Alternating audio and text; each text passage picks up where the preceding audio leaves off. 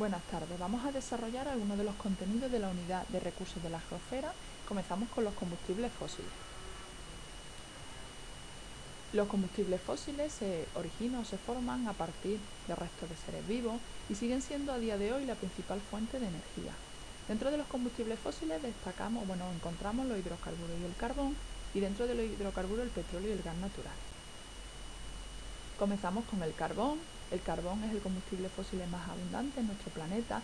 El único inconveniente que presenta es la gran cantidad de problemas ambientales y contaminación que conlleva su explotación.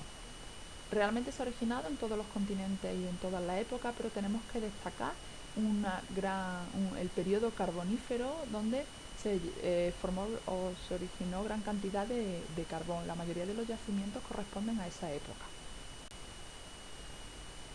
El carbón se origina por la descomposición de restos vegetales que quedan acumulados en zonas pantanosas, cubiertos de agua. Esas zonas van a estar protegidas de aire, en ausencia de oxígeno, y un conjunto de bacterias anaerobias lo van a degradar a lo largo de grandes periodos de tiempo, dando lugar o originando lo que conocemos como carbón.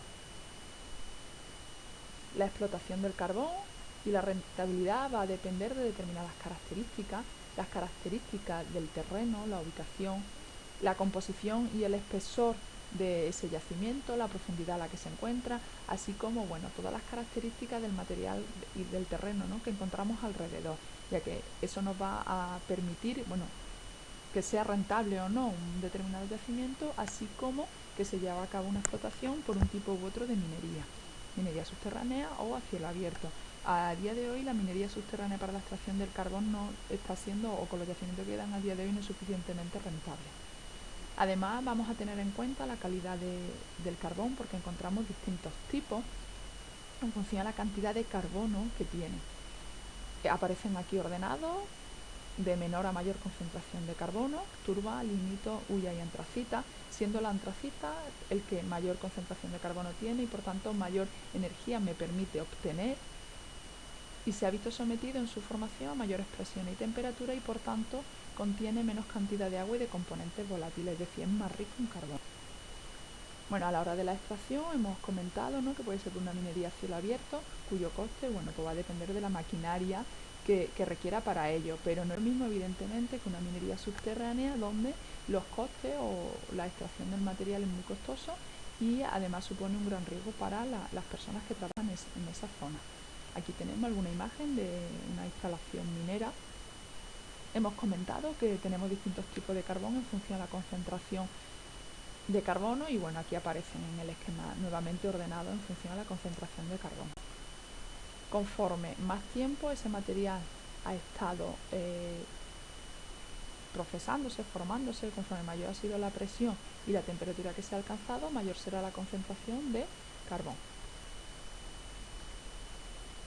Dentro de los hidrocarburos vamos a encontrar petróleo y gas natural. Los hidrocarburos están formados por carbono e hidrógeno combinados de diversas formas.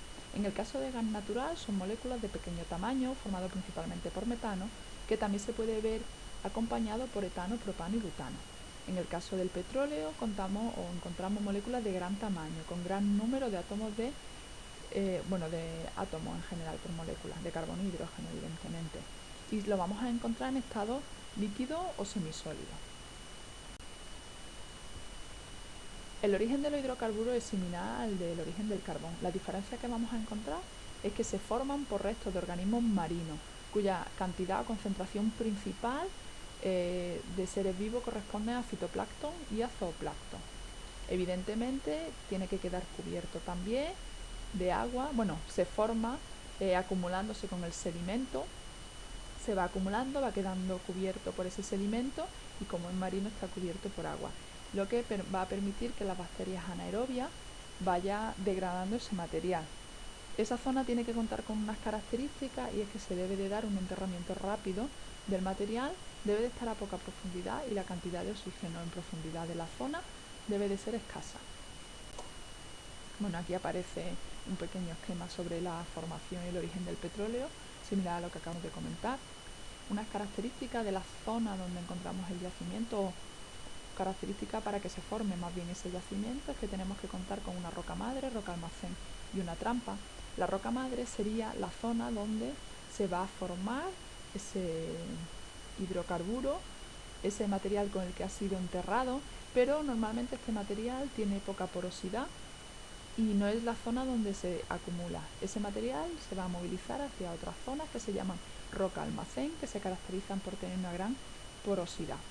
Además debe de conllevar una característica y el yacimiento, es que nos tenemos que encontrar con una zona que se llama trampa. Una trampa no es más que la combinación de esa roca almacén con grandes poros donde se almacena el petróleo rodeado por rocas impermeables o rocas sello que va a impedir su movilización hacia otra zona. De ese modo va a quedar acumulado ahí para poder luego extraer el material, para que lo encontremos concentrado y nos permita extraerlo. Vamos a encontrar yacimientos de petróleo y en la zona alta superior de gas natural debido a que tiene menos densidad. Esto se da, como hemos comentado, en la acumulación en una roca almacén que tiene que estar rodeado por una roca impermeable para impedir su movilización. Y según lo que yo quiera extraer, pues realizaré un sondeo de un tipo u otro que llegue a la bolsa de petróleo o a la bolsa de gas natural. La roca almacén debe de tener unas características y es que debe de ser una roca con gran porosidad y permeabilidad que permita el flujo y el almacenamiento del material. Una vez que encuentre un yacimiento de petróleo, pues voy a pasar a su explotación y para ello tengo que comenzar con una prospección para llegar al yacimiento y extraer el material. Voy a introducir una sonda que llegue hasta el yacimiento que yo quiero, ya sea el de petróleo o el de gas natural. Aquí lo tenemos. La movilización del petróleo se va a dar por diferencias de presión, se encuentra acumulado a gran presión. En el momento que yo abro, esa zona con la sonda, va a darse una movilización hacia el exterior por la alta presión a la que se encuentra. La prospección del gas natural es similar, pero tiene una característica diferente que la vamos a ver ahora. Una vez que extraigo el material, para llevarlo a las plantas petroquímicas tengo que transportarlo. Lo voy a transportar a partir o a través de oleoductos, que no son más que grandes tuberías que transportan petróleo, o por barcos petrolíferos, que ya todos conocemos. Una vez que llega a la planta petroquímica, lo voy a procesar para obtener el material que a mí me interesa o de la forma en la que me interesa. Una característica de ese procesado que se da en las plantas petroquímicas es la destilación fraccionada. Finalmente, una vez que yo proceso todo el material, se va a llevar a cabo una destilación fraccionada que no es más que organizar en función a distintas densidades. De modo que voy a darle distintos usos, desde alquitranes que puedo usar para el pavimento, compuestos que voy a usar como lubricante, combustibles para los medios de transporte o gas para darle uso en casa. Si pasamos al gas natural, pues simplemente tener en cuenta la extracción es muy similar a la forma o a los métodos de extracción del petróleo. La única diferencia que tenemos que tener en cuenta es que es un gas. Por tanto, en el momento de la extracción, de la salida del yacimiento, tal y como vemos aquí, este material en el mismo sitio debe ser purificado y licuado para facilitar su transporte. Una vez licuado lo voy a transportar por gasoducto simplemente. Y es muy usado en el ámbito doméstico, en calefacción, agua caliente, en cocina, etc.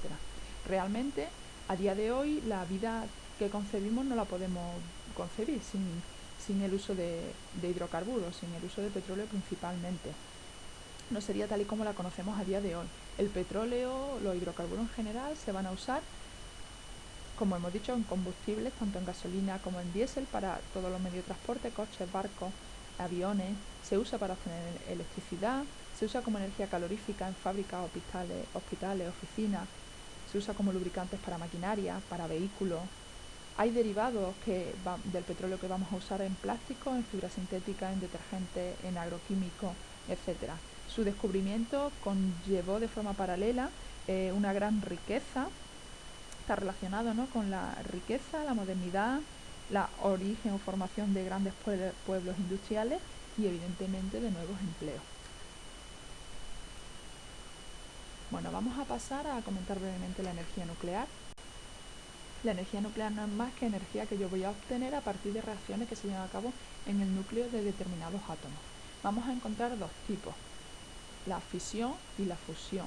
La primera de ellas, la fisión, no es más que la ruptura de un átomo, de un núcleo atómico, que debe de ser de gran tamaño, y lo voy a separar o fragmentar en mínimo 2 átomos más pequeños. Este tipo de proceso, la fisión nuclear, se usa a día de hoy para obtener energía eléctrica. La fusión sería el proceso contrario, la unión de pequeños núcleos para formar uno de mayor tamaño. La fisión nuclear, aquí tenemos una imagen, tenemos un núcleo principalmente de uranio, que es el que se usa para obtener energía, que va a ser roto, se va a fragmentar en dos de menor tamaño con un desprendimiento de neutrones que a mí me va a permitir usar para obtener energía eléctrica. Ese proceso de obtención de energía eléctrica, se hace en unas centrales nucleares, donde tenemos un reactor nuclear donde se llevan a cabo los procesos de fisión nuclear. Es muy importante que todo este proceso requiere una refrigeración, porque si no se alcanzaría altas temperaturas que pueden provocar un gran accidente nuclear. Y estas torres de refrigeración, bueno, pues se convierten en el icono típico de ese paisaje nuclear, podemos decir. Aquí lo tenemos. En el caso de la fisión nuclear vamos a encontrarnos con unas ventajas e inconvenientes. La ventaja del uso de la creación de energía eléctrica a partir de la fisión nuclear radica en que se generan grandes cantidades de energía. Una vez superados los costes de las instalaciones, la obtención de energía realmente es muy barata, y una característica muy importante y una gran ventaja es que no produce contaminantes atmosféricos, como en contra de lo que ocurre con los combustibles fósiles. ¿Qué inconvenientes presenta? Bueno, normalmente esas dificultades técnicas, las tecnologías realmente usadas para obtener energía son caras. La disponibilidad del uranio pues está limitada, ¿no? Tenemos reservas limitadas de uranio. Produce residuos radiactivos que tenemos que eliminar de algún modo. Y bueno, aunque realmente de forma general no presentan peligro, sí es verdad que en el caso de un accidente nuclear la peligrosidad que supone es muy muy alta. Podemos recordar, bueno, vosotros no vais a recordar evidentemente, pero podemos nombrar, ¿no?, el accidente de Chernóbil, que ocurrió en el año 86 en Ucrania. La ciudad más cercana a Chernóbil era Pripyat. A día de hoy, bueno, esa y varios pueblos de alrededor son ciudades fantasmas donde no vive nadie. Aquí tenemos algunas imágenes de la zona que no está habitada. Y bueno, evidentemente sabemos que la radiación, aparte de otras grandes lesiones y otros daños, produce malformaciones, principalmente en el desarrollo embrionario, que tenemos algunas imágenes de animales que se pueden ver o encontrar por la zona. Y bueno, ni qué decir tiene que ya a esta altura todos sabemos que el ser humano, bueno, pues se encuentra dentro del reino animal y está expuesto a los mismos efectos o daños, simplemente que no es necesario poner imágenes por lo desagradable que pueden llegar a ser. El problema que hubo allí es que, bueno, en el momento del accidente la radiación que salió, ¿no?, la radiación a la que se vio expuesta la población fue muy alta, falleció un gran número de personas, pero aparte de eso se tardó un par de días en evacuar la ciudad, por lo que las personas y seres vivos estuvieron expuestos a grandes concentraciones de radiación durante varios días. Se supone que todavía estará contaminada la zona durante unos 24.000 años. En el caso de la fusión ya hemos dicho que es la unión de dos átomos de pequeño tamaño para formar uno más grande. Normalmente es la unión de los isótopos del hidrógeno, como son el deuterio y el tritio, para formar o dar lugar a helio. Bueno, es un proceso que se lleva a cabo de forma natural en las estrellas. A día de hoy hemos conseguido producirlo, pero no de forma controlada como fuente de energía. Si lo conseguimos, ¿qué ventajas presentará? Bueno, pues va a ser una fuente de energía muy importante. Los recursos para obtener esa energía son muy abundantes en el medio y evidentemente muy baratos, y no va a generar residuos radiactivos como ocurre en los casos de fisión. ¿Qué inconveniente presenta? Bueno, pues que a día de hoy no podemos obtener energía eléctrica, es un proceso muy costoso, supone someter a los átomos a presiones y temperaturas muy altas, similares a las del interior de las estrellas, por tanto no es factible a día de hoy.